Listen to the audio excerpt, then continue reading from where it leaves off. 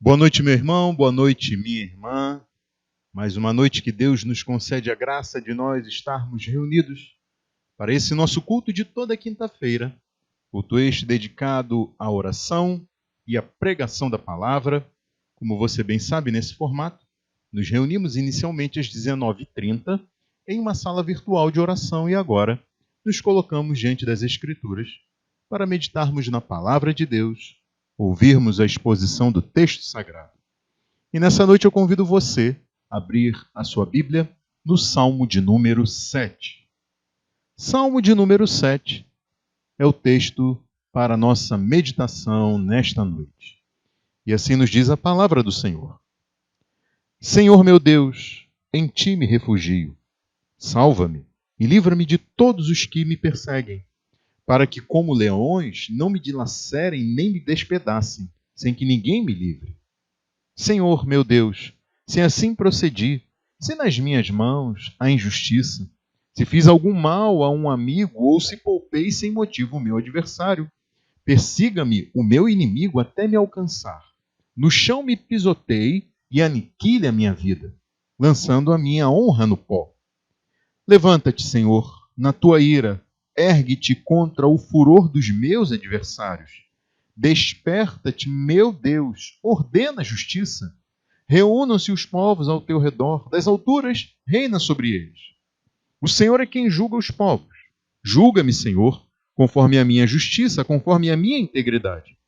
Deus justo, que sonda as mentes e os corações, dá fim à maldade dos ímpios e ao justo dá segurança. O meu escudo está nas mãos de Deus, que salva o reto de coração. Deus é um juiz justo, um Deus que manifesta a cada dia o seu furor. Se o homem não se arrepende, Deus afia a sua espada, arma o seu arco e o aponta, prepara as suas armas mortais e faz de suas setas flechas flamejantes. Quem gera maldade concebe sofrimento e dá à luz a desilusão. Quem cava um buraco e o aprofunda cairá nessa armadilha que fez. Sua maldade se voltará contra ele, sua violência cairá sobre a sua própria cabeça. Darei graças ao Senhor por sua justiça. Ao nome do Senhor Altíssimo cantarei louvores. Curve sua cabeça, vamos orar. Senhor Deus e Pai, nós te adoramos, bendizemos o teu santo nome e te agradecemos, Senhor, por esta noite, pela oportunidade que nos concede de cultuarmos, de adorarmos, de orarmos e agora, Senhor, ouvirmos a exposição deste salmo. Pedimos que o teu Espírito Santo possa, Senhor, falar conosco, nos conduzir a Cristo, ó Deus, e fortalecer a nossa fé. Que confiemos num Deus que é justo, poderoso para salvar e livrar. Um Deus que sonda os corações e que julga retamente, Senhor. Amado Deus, que esta palavra, nesta noite, também possa falar àqueles e aquelas, ó Deus, que não te conhecem, que ignoram a tua vontade e o juízo que aguarda a essas pessoas. Oramos e te pedimos, transforma vidas pelo teu poder, em nome de Jesus. Amém. Meus irmãos e minhas irmãs, vejam vocês que o título desse salmo registra o seguinte, veja aí comigo. Confissão de Davi, que ele cantou ao Senhor acerca de Cush, o benjamita. Duas coisas são dignas de destaque nesse título. A primeira é que a gente não sabe quem foi este Cush da tribo de Benjamim, que conforme o texto, os versos deste salmo, teria perseguido a Davi com um furor implacável. Este Cush teria concebido maldades, teria trazido sofrimento e armado ciladas para Davi. A ira assassina de Cush é comparada com a de uma fera selvagem, com a violência de um leão, que dilacera e despedaça a vítima que está ao alcance das suas garras. Bom, a história registra que Saul foi o primeiro rei de Israel e Davi foi escolhido por Deus para ser o sucessor de Saul. A Bíblia conta que Saul se mostrou reprovável e por isso ele foi rejeitado por Deus. Inicialmente, Saul se beneficiou dos talentos militares de Davi, que foi conquistando batalhas nas lutas contra os inimigos de Israel, mas, ao assumir um protagonismo e uma fama marcante, Davi provocou, ainda que involuntariamente, o ciúme de Saul, que então, ressentido, desenvolveu uma ira insana e assassina contra Davi. Por isso, Saul passou a perseguir e buscar a morte de Davi. Vejam vocês que Saul era benjamita, assim como este Cush, mencionado no título deste salmo de número 7. De tal modo que é possível que Cush tenha sido um parente fiel e companheiro das insanidades de Saul e, por isso, um inimigo declarado de Davi. A segunda coisa que me chama a atenção no título deste salmo é que, apesar daquilo que a gente poderia descrever como fofocas, intrigas, calúnias, boatos, difamações espalhadas por Cush contra Davi, apesar disso, Davi encontrou uma forma de cantar ao Senhor, de entoar ao Senhor um cântico, de erguer a voz cantando um hino a Deus. A letra deste hino a Deus, produzida por Davi, está registrada neste salmo de número 7. Daí, enquanto Cush agia de modo maligno e calunioso, Davi cantava ao Senhor. O cântico de Davi declara que o Senhor é o juiz de toda a terra e um Deus perfeitamente justo. Davi afirma que é um Deus que julga todos os povos e executa um juízo investigativo irretocável, porque ele conhece as intenções do coração de qualquer pessoa. Neste salmo, Deus é exaltado como o justo, o altíssimo juiz de toda a terra. E por isso, ele é um Deus poderoso para salvar e para livrar. O que está registrado nos versículos 1 e 2. É diante desse Deus que nós devemos julgar a nós mesmos, como Davi expressa isso nos versículos 3 a 5. Esse Deus é conhecedor das intenções do coração de todas as pessoas, como mostra nos versículos 6 a 9. Em seguida, Davi nos apresenta esse Deus como bondoso para quem se arrepende e vive retamente, mas severo para quem se mantém incorrigível nos versículos 10 a 13. E diante desse Deus é que nós somos responsáveis. Por isso, nós colheremos os frutos das nossas ações, como nos mostram os versículos 14 a 16, e por fim, Davi mostra a exaltação a esse Deus por tudo o que ele faz no exercício da sua divina justiça, no versículo de número 17.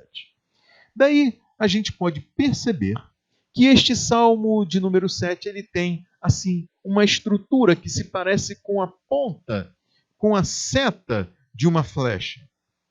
Como se fosse, meus irmãos e minhas irmãs, um triângulo assim posto de lado. Vejam que este salmo, ele começa e ele termina com uma declaração de confiança de Davi em Deus. Ele começa declarando que Deus é poderoso para salvar e livrar, e encerra exaltando a Deus por tudo o que ele faz no exercício da sua divina justiça, e por isso, em razão da fidelidade desse Deus. A gente vê que logo depois do início deste salmo, e imediatamente antes do fim, o salmo trata da nossa responsabilidade diante de Deus. No início, Davi, ele afirma que nós somos responsáveis por julgar a nós mesmos, e antes do fim deste salmo, novamente, ele adverte sobre a responsabilidade dos nossos atos e os frutos amargos que cada um colherá por causa da maldade, que como uma pedra é lançada para cima e cairá de lá na sua própria cabeça.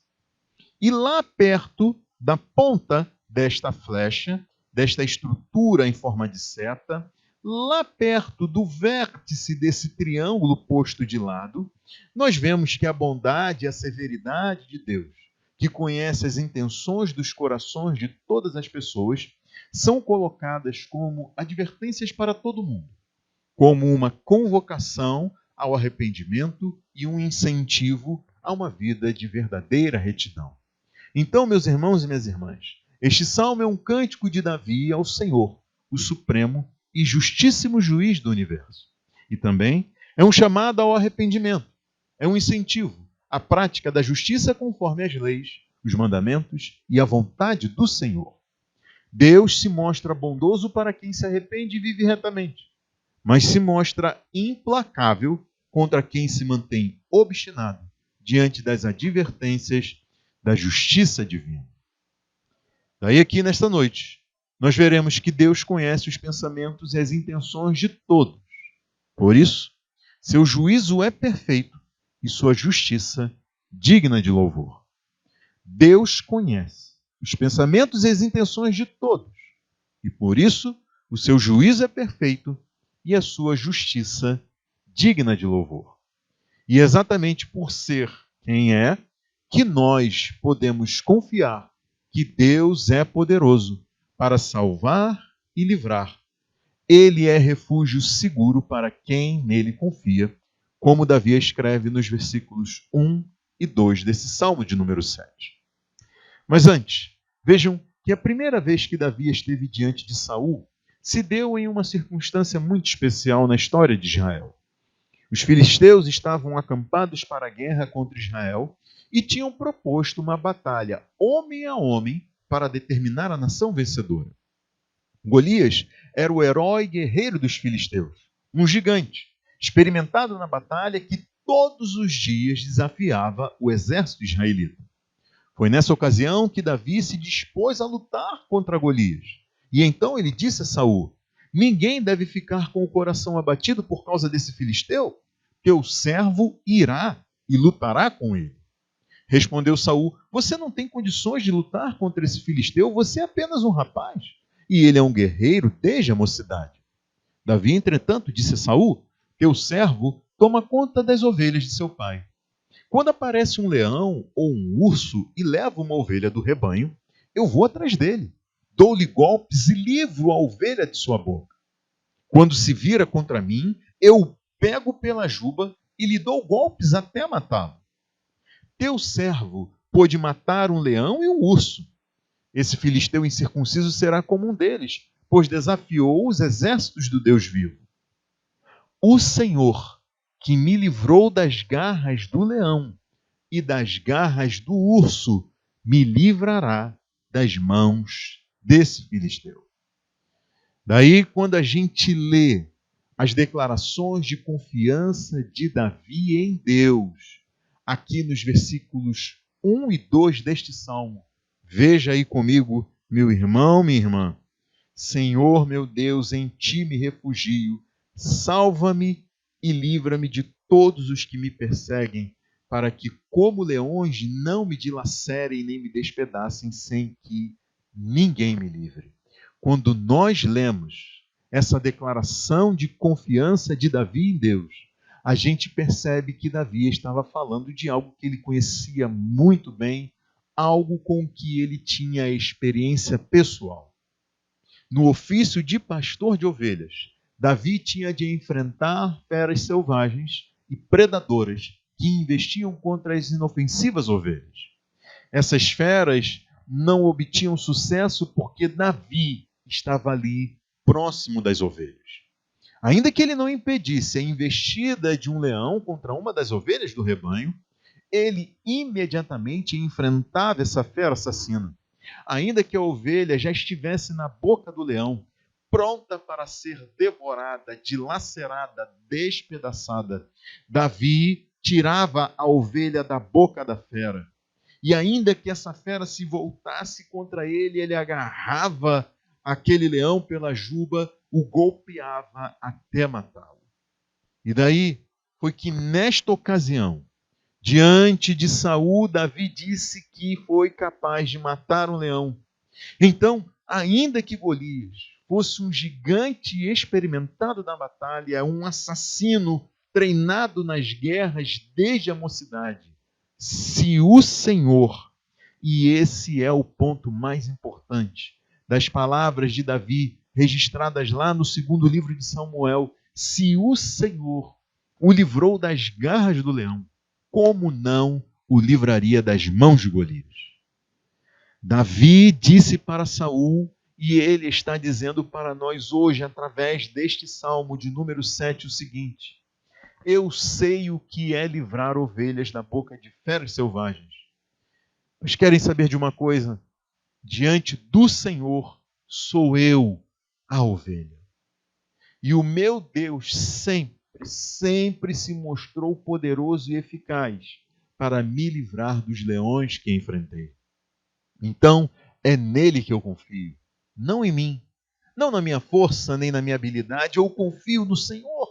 E como uma ovelha, ainda que eu esteja na boca do leão, eu grito: Senhor meu Deus, em ti me refugio, salva-me e livra-me de todos os que me perseguem. Meu irmão, minha irmã, o Senhor é refúgio para os que nele confiam. O nosso Deus é poderoso para salvar e livrar de perseguidores implacáveis, cruéis e sem princípio. O Senhor venceu o maior dos nossos adversários, o inimigo das nossas almas, o nosso acusador. Ele venceu o diabo e fez isso por meio de alguém que parecia muito mais frágil que Davi no enfrentamento de Golias. Foi por meio de um semelhante descendente de Davi, porém divino, que Deus venceu a maior das nossas batalhas, que Deus derrotou o diabo e nos livrou de suas garras, que Deus venceu o maior dos nossos inimigos e impediu que a morte nos dilacerasse e nos despedaçasse. Foi por meio de Jesus Cristo que nós fomos libertos do pecado, do diabo e do poder da morte. Deus Pai entregou o seu próprio Filho à morte para que, por meio de sua morte, nós obtivéssemos a vida e vida eterna. Então, se Deus é por nós, quem será contra nós? Aquele que não poupou seu próprio Filho, mas o entregou por todos nós, como não nos dará juntamente com ele e de graça todas as coisas? É o que Paulo registra em Romanos capítulo 8, e daí diante disso, eu pergunto a você, será que você tem esse tipo de experiência e sabe que Deus é poderoso para livrar você da fúria assassina de quem e do que quer que seja? Será que você sabe que é mais que vencedor, que você é mais que vencedora por meio daquele que te amou? Será que você está convencido? Será que você está convencida que não há tribulação, ou angústia, ou perseguição, ou fome, ou nudez, ou perigo, ou espada, nem morte, nem vida, nem anjos, nem demônios, nem o presente, nem o futuro, nem profundidade, nem qualquer outra coisa na criação que possa ameaçar você, dilacerar você ou despedaçar você, meu irmão, minha irmã? Nós não estamos à mercê dos nossos inimigos e das circunstâncias adversas e ameaçadoras que nós enfrentamos. Davi sabia que se caísse nas mãos dos que o perseguiam, não encontraria misericórdia, ainda que implorasse a eles a plenos pulmões. Certamente ele seria despedaçado como se estivesse sendo atacado por feras selvagens, o que descreve a impiedade desses inimigos que se levantaram contra Davi. Mas ele tinha a seu favor o supremo pastor da sua alma, poderoso para o livrar, e como Davi, nós também temos a esse mesmo Deus, e ele é poderoso para nos livrar. Por isso, confie no Senhor, meu irmão, minha irmã.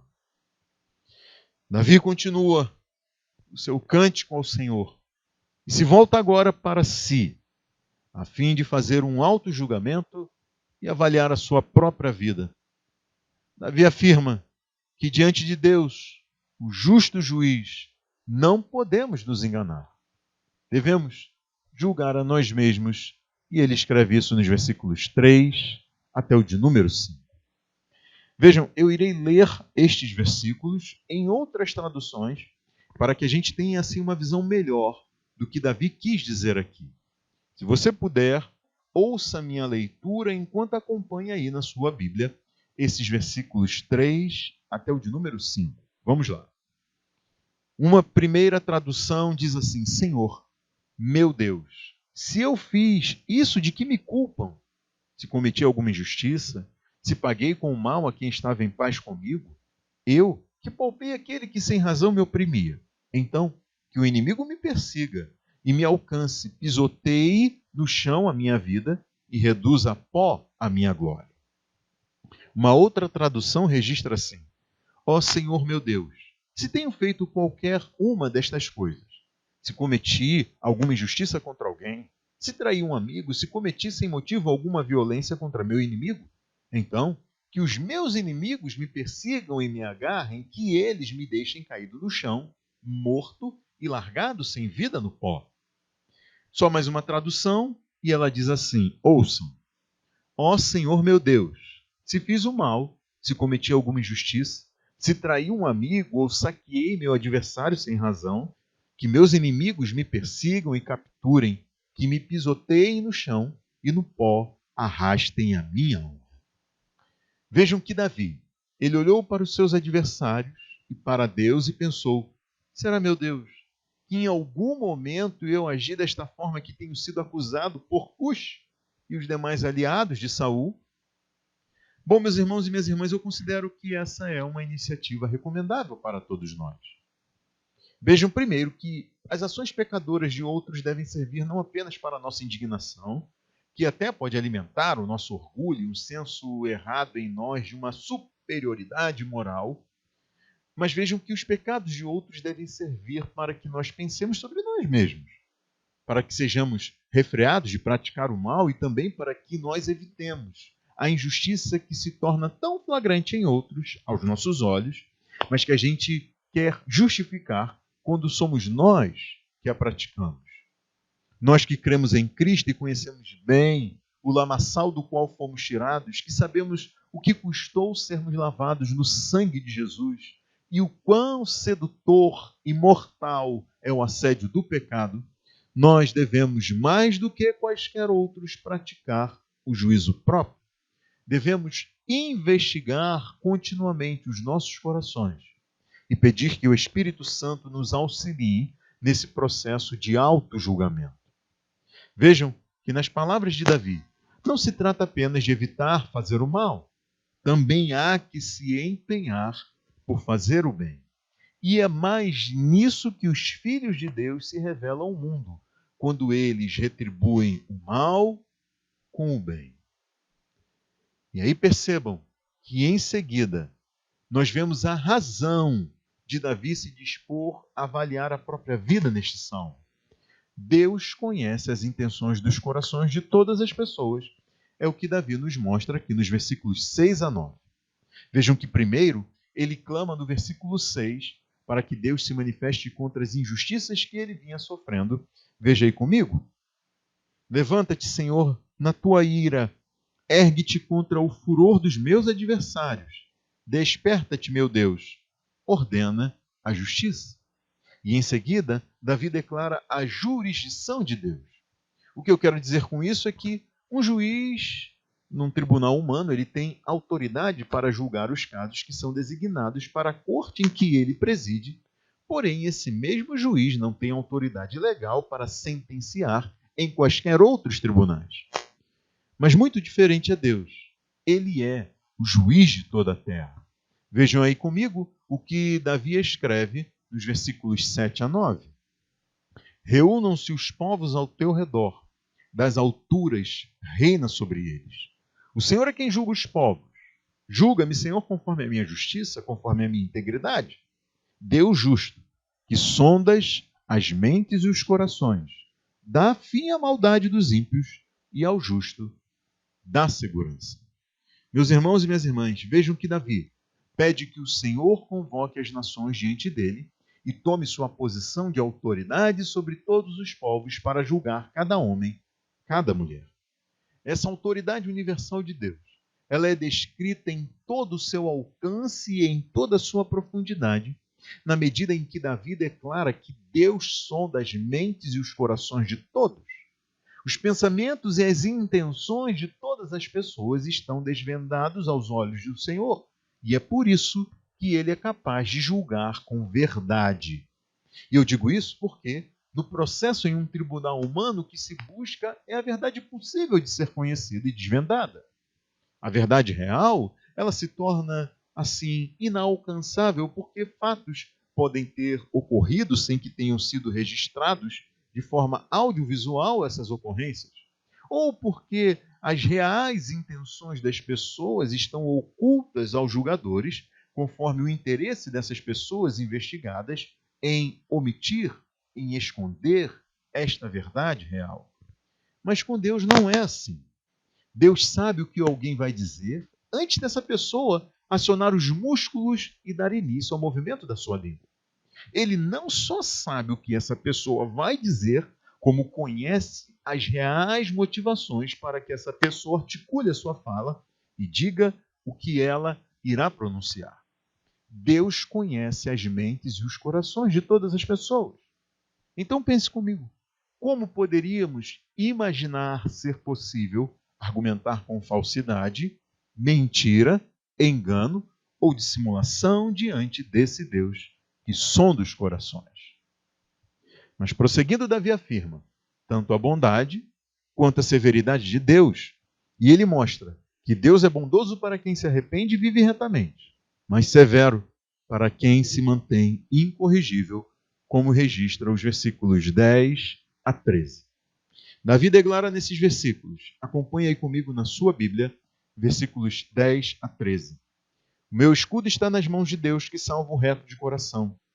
Deus é um juiz justo, um Deus que manifesta a cada dia o seu furor. Se o homem não se arrepende, Deus afia a sua espada, arma o seu arco e o aponta. Prepara as suas armas mortais e faz de suas setas flechas flamejantes.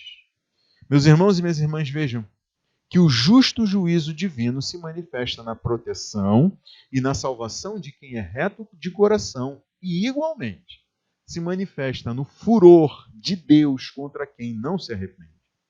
E aqui nós temos subentendido que há advertências do Senhor contra o pecador. Contra o impenitente, Deus usa sua espada e seu arco. Espada que simboliza a justiça e a punição na Bíblia. Como Davi vem afirmando, a justiça de Deus não é sem critério, não é aleatória, nem é caprichosa. Deus adverte o pecador para que se arrependa e também se mostra disposto a manifestar a sua divina bondade diante do arrependimento desse pecador. Daí, diante disso, nós percebemos que somos responsáveis por responder a Deus e assumirmos os custos das nossas decisões. É isso que Davi, então, argumenta nos versículos 14 a 16, ao afirmar que colheremos os frutos das nossas ações diante das advertências de Deus e responderemos à justiça divina. Essa, meus irmãos e minhas irmãs, é uma condição universal e inescapável. Todos nós, em todo o mundo, de todas as épocas, todos prestaremos contas diante de Deus. Veja aí comigo os versículos 14 até o de número 16. Quem gera maldade concebe sofrimento e dá à luz a desilusão. Quem cava um buraco e o aprofunda cairá nessa armadilha que fez. Sua maldade se voltará contra ele, sua violência cairá sobre a sua própria cabeça. Mas vejam, meus irmãos e minhas irmãs, nós estamos lendo a carta do apóstolo Paulo aos Romanos em nossa jornada de leitura bíblica no Novo Testamento.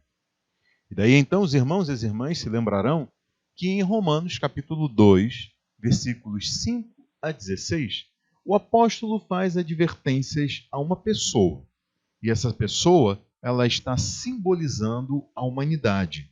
E ele diz o seguinte: contudo, por causa da sua teimosia e do seu coração obstinado, você está acumulando ira contra si mesmo, para o dia da ira de Deus, quando se revelará o seu justo julgamento. Deus retribuirá a cada um conforme o seu procedimento. Ele dará a vida eterna aos que, persistindo em fazer o bem, buscam glória, honra e imortalidade. Mas haverá ira e indignação para os que são egoístas, que rejeitam a verdade e seguem a injustiça. Haverá tribulação e angústia para todo ser humano que pratica o mal.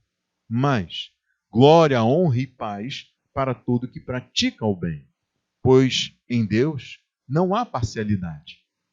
Isso tudo se verá no dia em que Deus julgar os segredos dos homens, mediante Jesus Cristo, conforme o declara o meu Evangelho.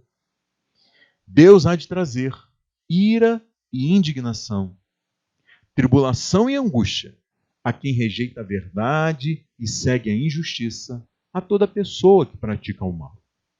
O interessante é que o apóstolo Paulo responde a um questionamento que naturalmente surge quando a gente fala desse tema. Não é difícil alguém se levantar contra a ideia de que há pessoas condenadas diante de Deus e dizer: ah, mas eu conheço fulano, eu conheço ciclana, mas que pessoa boa. Você, inclusive, precisa conhecê-la. Você precisa conhecer este homem. Bom, eu sei que eu entrarei em um terreno assim espinhoso ao comentar sobre o que li nas redes sociais há algumas semanas em relação ao falecido ator Paulo Gustavo. Mas antes eu quero lamentar a morte do Paulo Gustavo, um homem tão jovem, 42 anos, saudável, acometido pelo coronavírus e mesmo com todos os recursos médicos de ponta à sua disposição e tendo recebido o melhor tratamento que podia lhe ser dado, infelizmente, ele morreu. E eu reflito sobre isso pensando em mim. Eu tenho 44 anos, diferença de 2 anos para o Paulo, que não significa nada, mas ao contrário dele, eu sou diabético, problema de tireoide, peguei Covid, passei pela doença sem tomar medicamento nenhum, e passei bem, sem grandes reações e complicações provocadas pela doença. Graças a Deus, semana passada eu pude ser vacinado. Enquanto isso, milhares de pessoas morrendo por conta dessa doença. Nesse dia que eu falo a vocês, são mais de 452 mil pessoas mortas no nosso país. Paulo Gustavo era homossexual, casado com o médico Thales Bretas. E vale lembrar que desde 2013, o Conselho Nacional de Justiça determinou que é vedada às autoridades competentes a recusa de habilitação, celebração de casamento civil ou de conversão de união estável em casamento entre pessoas de mesmo sexo. E daí os cartórios passaram a celebrar o casamento homossexual em condições de igualdade legais com o casamento heterossexual. Paulo e Thales realizaram lá nos Estados Unidos o procedimento de inseminação artificial e barriga de aluguel usando o esperma de um e do outro para que os bebês Gael e Romeu nascessem lá nos Estados Unidos. Cada um dos meninos é filho biológico de um deles. Gael é filho biológico de Paulo e Romeu é filho biológico de Thales. A morte de Paulo Gustavo provocou reações de evangélicos que declararam a ida do ator para o inferno por causa da homossexualidade dele, e em resposta houve quem divulgasse as ações de Paulo Gustavo em vida que mostravam o quanto ele era uma boa pessoa. A notícia de que ele tinha feito a doação de R$1,5 milhão para a construção de reais, para a construção de uma unidade médica especializada no tratamento de câncer e também R$500 mil para a compra de oxigênio para as vítimas da Covid em Manaus, fez com que alguns argumentassem em defesa da bondade, da generosidade e do cuidado com o próximo que Paulo Gustavo demonstrou em vida. A questão por trás da divulgação dessas notícias era a respeito da salvação de Paulo Gustavo. Será que um homem que alegrou as pessoas com seu trabalho artístico, aliviou o sofrimento de tantos com as suas doações, contribuiu para amenizar a dor de tantos outros? Será que um homem assim estaria condenado diante de Deus, especialmente por amar outro homem e ter constituído um lar com filhos com esse seu marido? Bom, o problema todo é a gente colocar a homossexualidade, Paulo Gustavo, à frente da sua condição como ser humano. O que o apóstolo Paulo trata é da condição pecadora e condenada, natural, de todo ser humano diante de Deus, por causa da sua própria natureza. Se você quiser, pode imaginar um homem heterossexual, casado com 2 filhos, fazendo as mesmas obras de caridade, Paulo Gustavo. E daí você vai poder concluir que, à luz do que o apóstolo Paulo afirma, essas obras por si só não se prestarão à salvação deste bom homem heterossexual, da mesma forma que não se prestam à salvação de um bom homem homossexual, como foi Paulo Gustavo.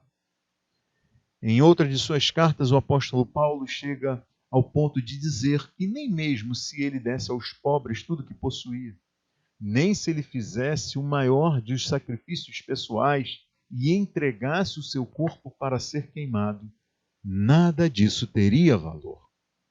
O apóstolo Paulo afirma que toda a humanidade, em todo o mundo, está debaixo do juízo de Deus.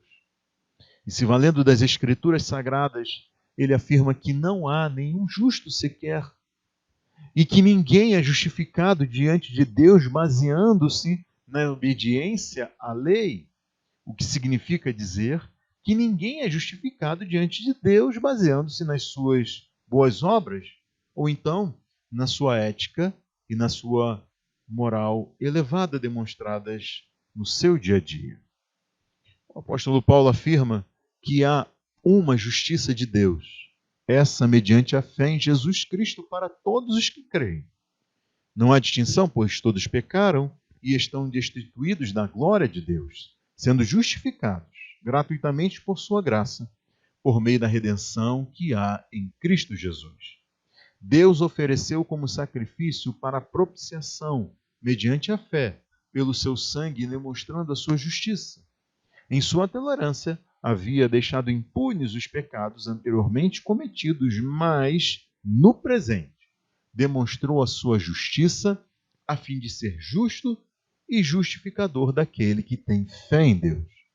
Romanos 3, versículos 22 a 26, registram essas palavras do apóstolo Paulo. Então, conforme resta claro na Bíblia, o que importa a qualquer homem, o que importa a qualquer mulher, é se essa pessoa se arrependeu dos seus pecados, creu em Cristo como único, suficiente e definitivo Salvador, e se submeteu às suas instruções, mandamentos e vontade para a vida neste mundo. A pessoa que foi redimida de seus pecados por meio da fé em Cristo, ela não somente deseja se ver livre do inferno, ela também quer viver conforme a vontade de Deus. E é por isso que o apóstolo Paulo afirma, na mesma carta aos Romanos, no capítulo 12, não se amoldem ao padrão deste mundo, mas transformem-se pela renovação da sua mente, para que sejam capazes de experimentar e comprovar a boa, agradável e perfeita vontade de Deus. O justo juízo de Deus se manifestará um dia, trazendo sofrimento e revelando a desilusão de quem pensou ser possível ser redimido de seus pecados e transgressões diante do Senhor por meio das suas obras, das suas ações e das suas intenções. E tal pessoa será condenada do mesmo modo que aquela que gerou maldade e produziu violência ao longo de toda a sua vida. Sem a intermediação de Jesus Cristo, sem a intermediação de Jesus Cristo na salvação, tanto o assassino em série quanto a pessoa que, ignorando a vontade de Deus, mas vivendo de forma ética admirável, tanto um quanto o outro não escaparão do juízo divino. Percebam que neste salmo Deus é glorificado, tanto na salvação e no livramento, quanto na sua ira e no seu furor. Tanto a bondade quanto a severidade de Deus são motivos de louvor na execução da sua santa e perfeita justiça. Por isso, Davi encerra esse salmo declarando que Deus é exaltado por tudo o que faz no exercício da sua divina justiça É o que ele escreve aqui no versículo de número 17. Darei graças ao Senhor por sua justiça. Ao nome do Senhor Altíssimo cantarei louvores. Davi declara aqui neste versículo 17 que dará graças ao Senhor por sua justiça. O cristão, ele enxerga então nessas palavras uma expressão de louvor a Deus, que se tornou clara com o tempo e restou definida quando Jesus Cristo se entregou à morte e ressuscitou para justificar toda pessoa que se arrepende e nele crê. Jesus substituiu pecadores, assumiu a vida desses pecadores, a dívida desses pecadores com a justiça de Deus, pagou o preço e a pena da condenação dessas pessoas e para isso ele teve de morrer no lugar delas, porque esta é a pena para os pecados. A justiça de Deus, ela se manifesta em sua plenitude de bondade, graça e misericórdia, quando ele se revela como justo e justificador de quem tem fé em Jesus, como escreve o apóstolo Paulo na sua carta aos Romanos. Pois o salário do pecado é a morte, mas o dom gratuito de Deus é a vida eterna em Cristo Jesus, nosso Senhor. Foi por isso que Deus não poupou o seu próprio Filho, mas o entregou. E foi por isso que Cristo Jesus morreu e mais, que ressuscitou e está à direita de Deus. Meus irmãos e minhas irmãs, que segurança a pessoa que crê em Cristo pode ter na justiça de Deus. Justiça essa que é pela fé. Que esperança a pessoa que crê em Cristo pode ter no justo juízo de Deus. Que paz pode desfrutar a pessoa que crê em Cristo, sabendo que a sua salvação e vida eterna estão asseguradas por um grande vencedor, que libertou essa pessoa da escravidão ao pecado, que derrotou os maiores inimigos da sua alma, o diabo e a morte. Quantos motivos de louvor há para quem foi salvo pela graça por meio da fé somente em Cristo. Quanto tem a demonstrar em uma vida justa e reta neste mundo a pessoa que foi alvo da misericórdia e do favor imerecido de Deus na sua salvação. Por isso eu convido a você, meu amigo, minha amiga, a se arrepender e crer em Jesus como Salvador da sua vida e o reconhecer e se submeter a Ele como Senhor da sua vida. Livre-se da ira e tenha uma nova vida. Curve sua cabeça, vamos orar. Senhor Deus, nós agradecemos a Ti por mais essa oportunidade de podermos meditar na Tua palavra. Pedimos que o Teu Espírito Santo nos aumente a fé, Senhor. Que nós possamos confiar num Deus que é justo, fiel e poderoso para nos livrar da boca de leões. Ó Deus, pois assim Tu já o fizeste contra os nossos maiores inimigos. Assim Tu já demonstraste o Teu amor por nós, quando entregou o Teu Filho para morrer em nosso lugar e nos dar vida e vida eterna. Ó Deus, eu Te peço, por aqueles que estão ouvindo esta mensagem e ainda não reconheceram como Salvador de suas vidas, nem ainda se submetem a Ti como Senhor de suas vidas. Ó Espírito Santo, fala a essas pessoas, convence-as do pecado, do juízo e da justiça, Senhor.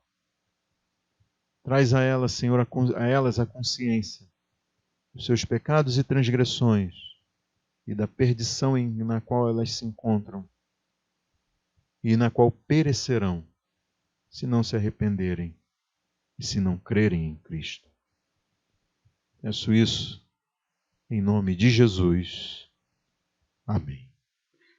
Deus abençoe a sua vida e até a semana que vem, se Ele assim nos permitir.